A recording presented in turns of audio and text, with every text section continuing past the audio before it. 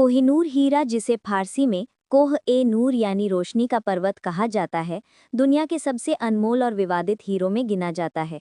इसका जन्म स्थान भारत की गोलकुंडा की खदानें मानी जाती हैं, जहां से ये हीरा 12वीं-13वीं सदी में निकाला गया।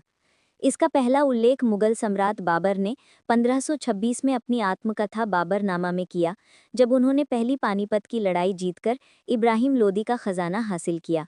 इसके बाद ये मुगलों की शान और ताकत का प्रतीक बना रहा और सम्राट शाहजहां ने इसे अपने प्रसिद्ध मयूर सिंहासन में जड़वाया।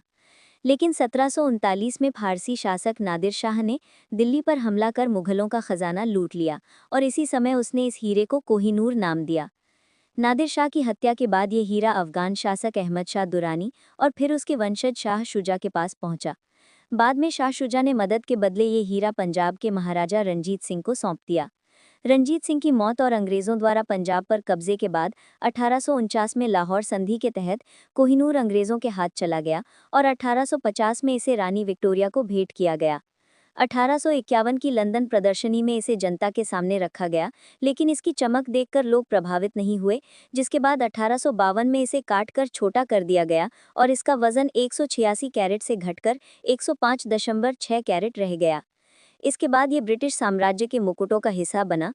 पहले क्वीन अलेक्जेंड्रा, फिर क्वीन मैरी और बाद में क्वीन एलिजाबेथ क्वीन मदर ने इसे अपने मुकुट में धारण किया। आज ये लंदन टावर में सुरक्षित है और ब्रिटिश क्राउन ज्वेल्स का हिस्सा है।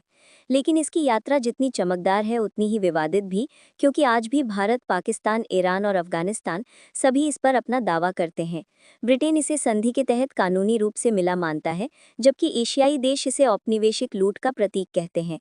यही वजह है कि कोहिनूर केवल एक हीरा नहीं, बल्कि साम्राज्य, युद्ध, शक्ति और इतिहास का जीता जागता प्रतीक बन चुका है।